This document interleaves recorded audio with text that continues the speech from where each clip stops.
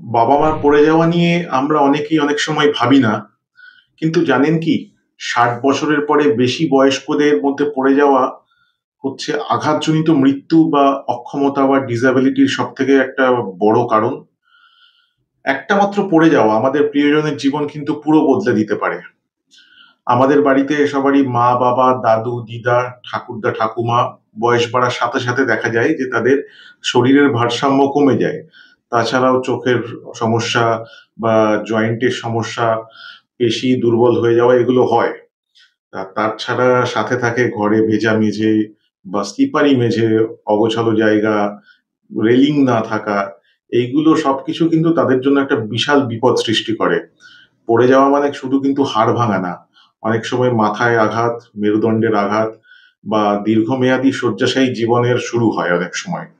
এর ফলে আবার প্রেশার আলসার বা বেড সোর, ঘা, নিউমোনিয়া, ডিপ্রেশন এরকম একের পর এক সমস্যা আসতে থাকে। তাহলে প্রশ্ন হলো, আমরা কি যথেষ্ট সিরিয়াস? বা বাবা মার স্বাস্থ্য নিয়ে আমরা কি সবসময় ভাবি? শুধুমাত্র ওই ওষুধ দেওয়া, খেতে দেওয়া, এগুলো কিন্তু বাবা মার জন্য শুধুমাত্র যত্ন নয়, তাদের নিরাপত্তা নিশ্চিত করাও আমাদের কর্তব্য।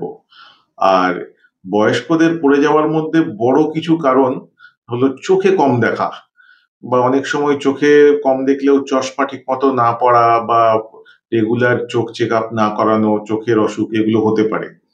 তাছাড়াও ভারসাম্যর সমস্যা হয়, সেটা ব্রেনের সমস্যার জন্যও হতে পারে। যে ব্রেনের ভারসাম্য রাখার যে লঘু মস্তিষ্ক থাকে সেখানেও প্রবলেম হতে পারে। বা অনেক সময় কানের ভেতরে আমাদের ব্যালেন্স রক্ষা করার একরকম যন্ত্র আছে, তার যদি কোনো প্রবলেম হয় তখনও হতে পারে। তাছাড়া হয় পেশির দুর্বলতা, বা অনেক সময় জয়েন্টের প্রবলেম হয়, যেমন আর্থ্রাইটিস বা এই টাইপের। এইসব জিনিস থেকে কিন্তু পেশির দুর্বলতা আসতেও পারে। আর তাছাড়াও বয়স অবস্থায় নানা রকম ওষুধ চলে, তার কিছু ওষুধের সাইড এফেক্ট থাকে, যে ঝিমঝিম ভাব পাওয়া, মাথা ঘোরানো। আর তাছাড়া তো ঘরের পরিবেশ যেগুলো বললাম আছেই, যে ভেজা বাথরুম, অন্ধকার ঘর, স্যাঁতস্যাঁতে স্লিপারি মেঝে, তারপর ওই কার্পেটের কোনা ঠিক মতো না থাকলে ওখানে পা বেঁধে যেতে পারে। তো এইসব ঘটনা মিলে ঝুঁকি বাড়ায়। এইবার আসবো আসল প্রশ্নে, যে প্রতিরোধ কিভাবে করব।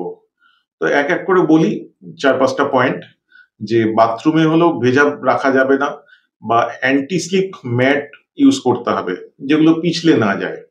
তারপর ওই টয়লেটের পাশে বা যেখানে স্নান করার জায়গা তার পাশে হ্যান্ডেল বা গ্র্যাব বার লাগাতে হবে, রেলিং এর মতো হ্যান্ডেল লাগাতে হবে, যাতে বয়স্করা সেটা ধরেও উঠতে পারে। তারপর বাথরুমের মধ্যে আলো সাফিসিয়েন্ট থাকতে হবে, বাথরুম বা ঘরের যে কোনো জায়গায় যেখানে বয়স্করা যান। অন্ধকার থাকলে কিন্তু তাদের দৃষ্টিশক্তি কমে আসে, তখন কিন্তু পড়ে যেতে পারেন। তারপর নাইট ল্যাম্প লাগানোর ব্যবস্থা করুন রাত্রে শোয়ার ঘরের পাশে। তারপর সিঁড়ি দিয়ে যখন ওঠে, সিঁড়ির পাশে হ্যান্ডরেল থাকা অবশ্যই জরুরি, যাতে সেটা ধরে উঠতে পারেন। তারপর অনেক সময় মেঝের মধ্যে ছড়িয়ে ছিটিয়ে নানা রকম জিনিস রাখা আপনাদের অভ্যাস আছে, সে খেলনাই হোক, বৈদ্যুতিক তার বা ওই টাইপের নানা রকম জিনিস হোক, সেগুলো একটু সাবধানে থাকতে হবে। তারপর আলগা কার্পেট রাখা যাবে না, কার্পেট না রাখলেই ভালো। কার্পেট রাখলেও মোটা আলগা কার্পেট যেখানে পা বাঁধতে পারে সেটা রাখা যাবে না। তাছাড়াও কিছু জিনিস মানতে হবে, যেরকম প্রত্যেকদিন বয়স্ক মানুষদের অল্প অল্প করে হাঁটানো, বা ব্যালেন্স এক্সারসাইজ, সেগুলো অবশ্যই ফিজিওথেরাপিস্টের কাছ থেকে শিখবেন। তারপর হালকা যোগ ব্যায়াম এগুলো। তারপর খাবার নিউট্রিয়েন্ট রিচ, মানে পুষ্টিকর খাবার, ক্যালসিয়াম ভিটামিন ডি সমৃদ্ধ খাবার। এমন না যে বয়স্করা খেতে অনেক সময় চান না, তাদেরকে সেই মতোই অল্প খাবার দিলে বা না খাওয়ালে হবে না, তাদের নানা রকম পুষ্টিকর খাবার দিতে হবে। তারপর বাতের ব্যথা, আর্থ্রাইটিস, পেশির কমজোরি এগুলো যদি থাকে, বা অনেক সময় বয়স অবস্থায় ভিটামিনের প্রবলেম, থাইরয়েডের সমস্যা এগুলো হয়, সেগুলো ঠিক মতো দেখতে হবে। তো এইগুলোর সাথেও কিন্তু তার মানে বুঝতে পারছেন যে পড়ে যাওয়ার লিঙ্ক আছে। তারপর চোখের সমস্যা থাকলে, যেরকম অনেকে আছে একবার চোখ দেখানোর পর হয়তো 2-3 বছর আর দেখাই না।